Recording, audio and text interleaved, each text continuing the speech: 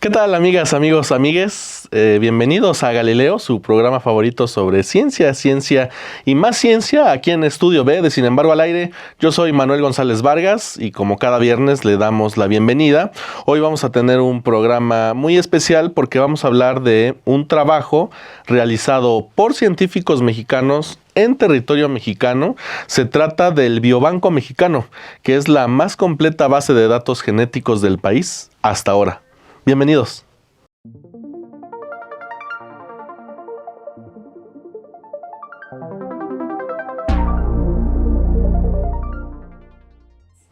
En 2017, y después de haber recibido una beca, recursos por 1 millón de libras esterlinas por parte de los gobiernos de Reino Unido y de México, un grupo internacional de investigación encabezado por mexicanos y en específico por el doctor Andrés Moreno Estrada de la Unidad de Genómica Avanzada del CIMBESTAF, caracterizó en estos años genéticamente el ADN de más de 6,000 individuos pertenecientes a las 32 entidades federativas del país. 5 años más tarde, los frutos de este trabajo han dado origen al México Biobank o Biobanco Mexicano, la primera base de datos genómicos de escala nacional con 1.8 millones de marcadores genéticos pertenecientes a los habitantes de alrededor de 900 localidades o municipios, cuyos resultados son publicados este año por la revista Nature. A diferencia de estudios genéticos previos sobre información de este tipo de la población mexicana, se trata del primer estudio en contemplar la totalidad del territorio nacional, por lo que se busca ser una herramienta fundamental para la investigación, no solo biomédica, sino poblacional de todo el país. A partir de los datos obtenidos por este Biobanco Mexicano, se muestra por primera vez un panorama nacional de cómo están estructuradas las ancestrías por regiones y por estados.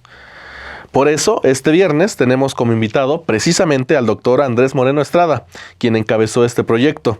Desde Irapuato, donde se encuentra el Laboratorio de Genómica Evolutiva Humana y de Poblaciones del CIMBESTAF, el doctor nos platicó a detalle qué es el Biobanco Mexicano y qué implica esta investigación que fue publicada en octubre. Además, nos cuenta cuántos años, cuánto esfuerzo y cuántos científicos, es decir, el poder humano, se necesita para llevar a cabo esta empresa. Un gusto. En primer lugar, muchísimas gracias por la invitación y por el espacio a darle divulgación a todo este trabajo que es ciencia hecha en México, obviamente en colaboración internacional, pero pues sobre todo liderada desde acá en instituciones mexicanas, ¿no? Entonces, el Biobanco a grandes rasgos lo que es una colección de muestras biológicas. Eso es como se define un biobanco en primer lugar, pero al cual hemos logrado agregar información genética asociada a todo lo demás que estaba ya colectado como parte del biobanco.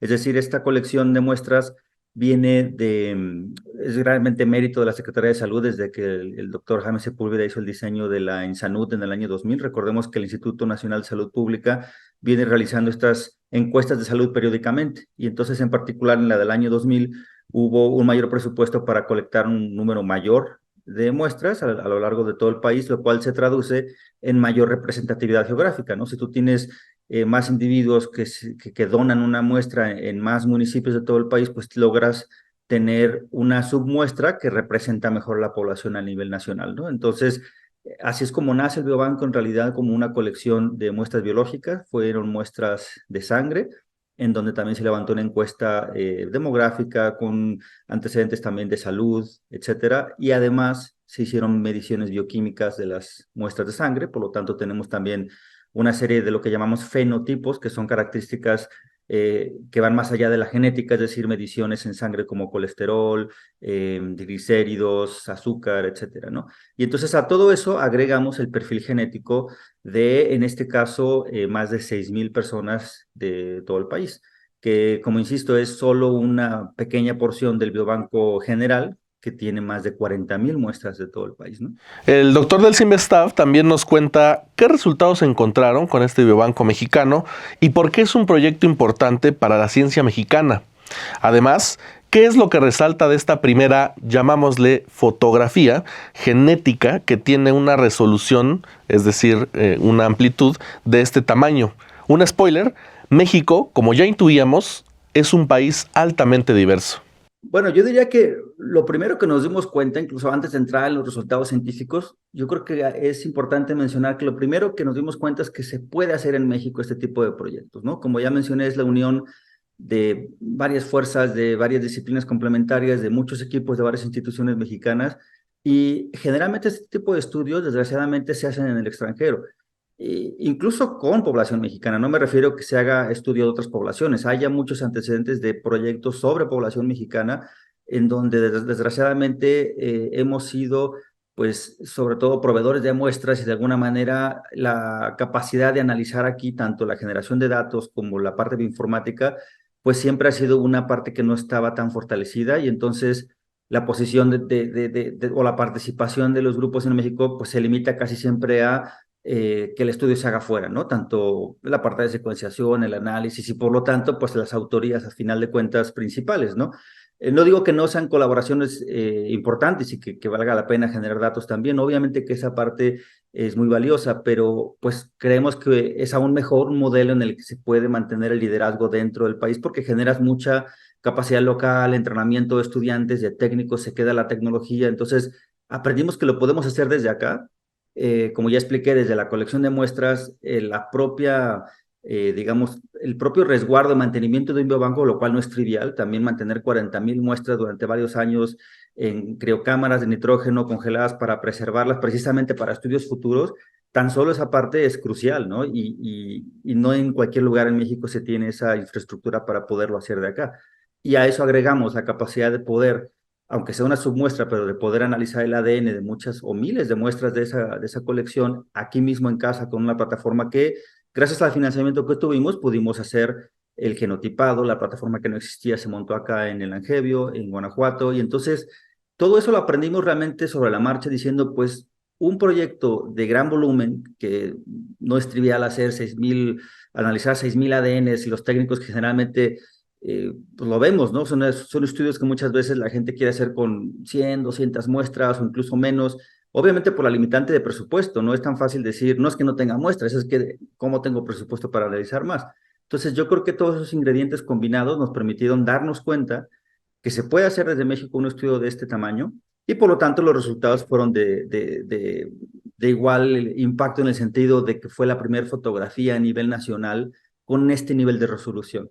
Entonces, entre las cosas que nos dimos cuenta es que efectivamente hay una gran diversidad dentro de México.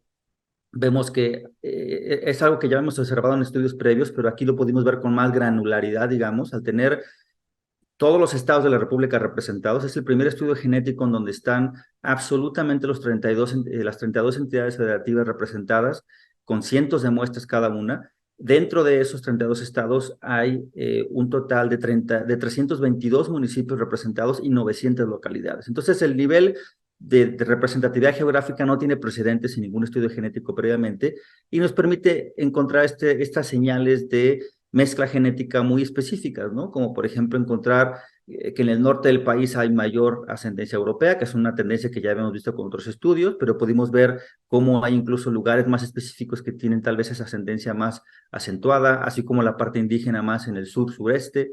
La región maya en particular, aunque sabíamos que es una región de alta ascendencia indígena, tiene una métrica de diferenciación muy pronunciada respecto al resto del país, lo cual habla de que efectivamente se han mantenido más aislados. Y entonces después vemos otras regiones, ¿no? Que tienen otras ancestrías que no han sido tan estudiadas, como la ancestría africana, que está mucho más presente en las dos costas, tanto de Veracruz como de Guerrero. Y después la ancestría asiática, que tampoco se ha estudiado tanto y que sí es importante, es una cuarta raíz importante en México, que está sobre todo presente también en la costa del Pacífico, precisamente en Guerrero. Recordemos que era el puerto de destino final de un galeón que partía de Filipinas, el famoso galeón de Manila, que justo en el siglo XVI aproximadamente hacía este viaje desde Manila pasando por la bahía de Baja California Sur, en La Paz.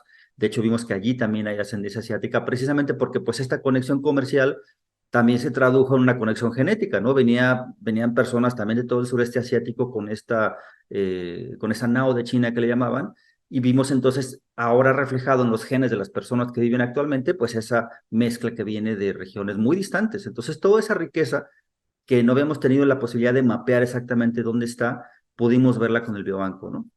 Como se habrá dado cuenta, este tipo de proyectos científicos no son comunes en el país. Moreno Estrada nos da detalles sobre cómo lograron hacerlo en México y cómo científicos mexicanos lo trabajaron. También qué se necesita para seguir impulsando proyectos de este tipo dentro del país. Ese es un reto importante y yo creo que realmente gran parte del mérito, insisto, es que esta serie de encuestas ya venía haciendo sistemáticamente, me parece un recurso muy valioso, pero entonces creo que también se conjunta con el hecho de que yo venía regresando a México, por cierto, venía de una estancia postdoctoral de varios años en el extranjero y había publicado ya precisamente pues una primera fotografía parcial de cómo es la diversidad genética, sobre todo en grupos indígenas de México, ¿no? Y entonces, conjuntando este antecedente con el interés que había, recordamos también que en esos años estaba también publicando el Instituto Nacional de Medicina Genómica proyectos precisamente en la misma dirección, de mapas genéticos de la población mexicana. De hecho, colaboramos con ellos en ese primer estudio de 2014. Y entonces allí nació la idea de que necesitamos entonces escalar a un nivel más detallado. Y en ese estudio teníamos aproximadamente 300 individuos representados de, creo que eran aproximadamente 8 o 10 estados de la República. Pero vimos una relación muy interesante que era que no eran lo mismo, digamos, las raíces de la zona sur-sureste de México tienen una diferencia o impactaban en la capacidad de la función pulmonar, por ejemplo, ¿no? Y eso es un rasgo muy específico que pudimos medir en ese estudio. Entonces, básicamente, si tienes genes mayas, tienes una capacidad pulmonar 7.3% diferente de lo que tiene una persona, por ejemplo, del norte del país, ¿no? Y eso no era debido a todas las covariables que estudiamos, no era por la edad, no era por el sexo, por la estatura, por la masa corporal, era específicamente explicado por la variación dentro de la ancestría genética indígena, ¿no? Entonces, eso nos llevó a plantearnos, bueno, necesitamos entonces un abanico de fenotipos, es decir, de medidas biomédicas mucho más amplio y una muestra más amplia para ver si tenemos esa correlación con otros factores que pueden ser importantes para la cuestión médica, ¿no?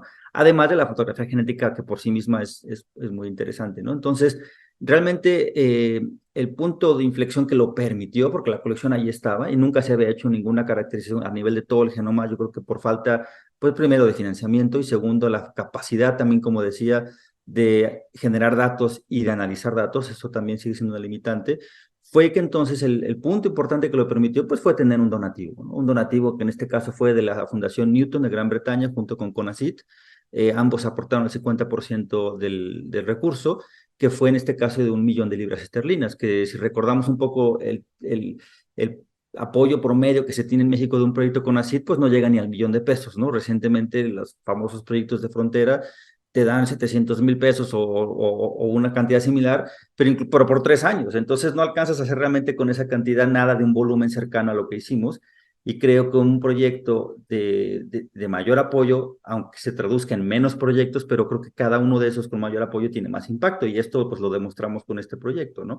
Entonces, teniendo el recurso, se pudo atraer la plataforma que no existía acá, por ejemplo, la Langebio, en donde estamos ubicados acá en Simvestab, es un referente nacional en cuanto a un centro de secuenciación de ADN, ¿no? Y se hacen estudios desde hace mucho tiempo de todo tipo de organismos. Y entonces, aquí montamos ahora la plataforma para poder genotipar muestras de ADN humano, que es lo que en este caso, cuando es un gran volumen de muestras, se utilizan microarreglos, que también se podría hacer con secuenciación y combinamos, de hecho, ambos abordajes y solo que la secuenciación sigue siendo más costosa que los microarreglos, y entonces por eso pudimos hacerlo, es decir, el recurso por un lado, la infraestructura por otro, montamos la plataforma, se entrenaron a los técnicos, y después la capacidad de poder analizar todo esto de manera bioinformática, en lo cual también ya teníamos experiencia, y como parte del proyecto logramos reclutar a especialistas que sabían analizar datos, en concreto la primera autora, por ejemplo, del estudio del biobanco, que es la doctora Mashal Soheil, que fue investigadora postdoctoral en mi laboratorio,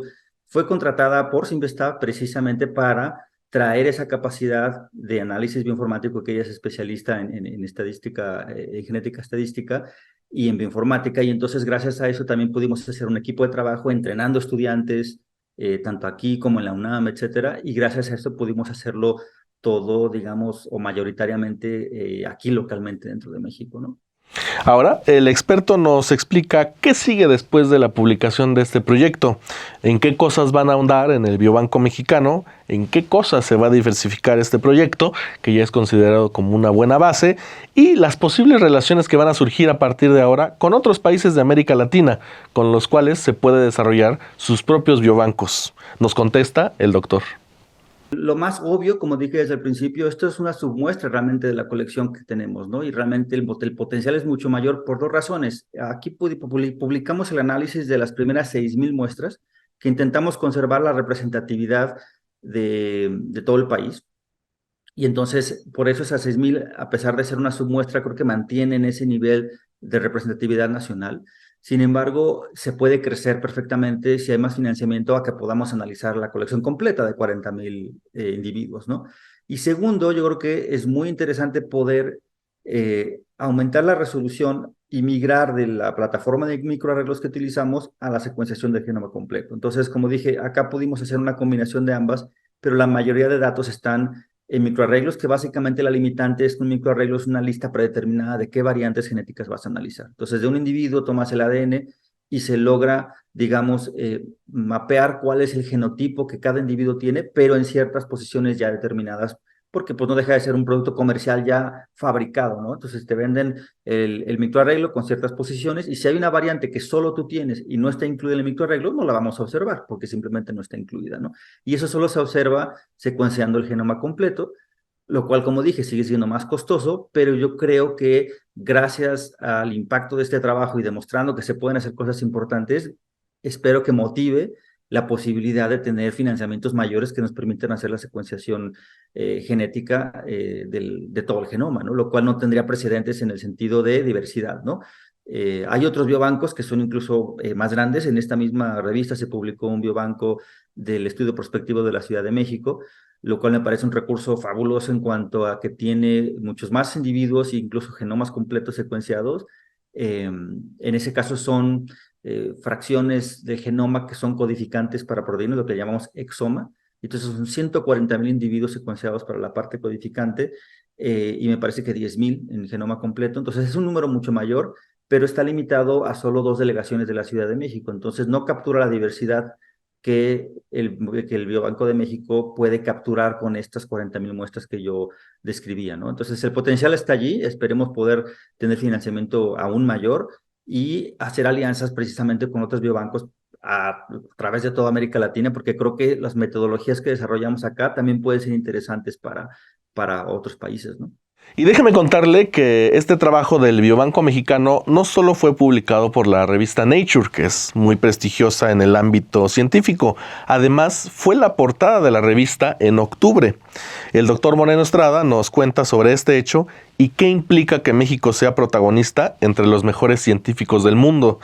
Y por último también nos cuenta del recibimiento, tanto de la comunidad nacional como internacional, del trabajo que realizaron durante estos 5 años. Sin lugar a dudas, es un impacto muy diferente que tiene al publicar simplemente el artículo en la revista, que ya de entrada obviamente es mucho mérito y tiene mucho impacto porque es pues una de las revistas de mayor prestigio del mundo, ¿no? Si no es que la de mayor prestigio, ¿no? Entonces, pero ya que además de eso, al trabajo, y en este caso al conjunto de trabajos que describí también de México, que salió en el mismo ejemplar del otro estudio de la Ciudad de México, que elija una revista de tan alto impacto los estudios hechos en México como para resaltarlos en su portada, no tiene precedentes, según yo, para algún estudio liderado desde México. Me atrevería a decir tal vez de América Latina.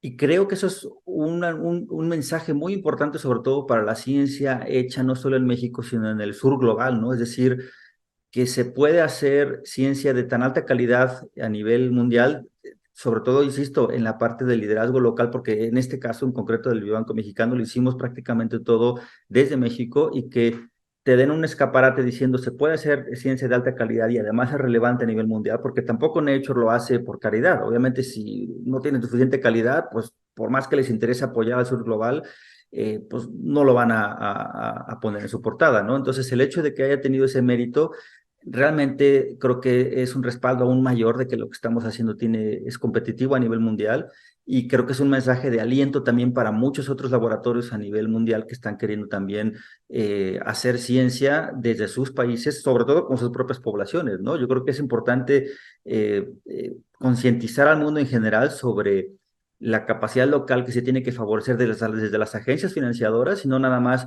la calidad científica per se, sino que haya diversidad en los equipos que lo proponen, en que el liderazgo local, llámese si es un proyecto en África, si es un proyecto en el sureste asiático o en Chile, en la América Latina.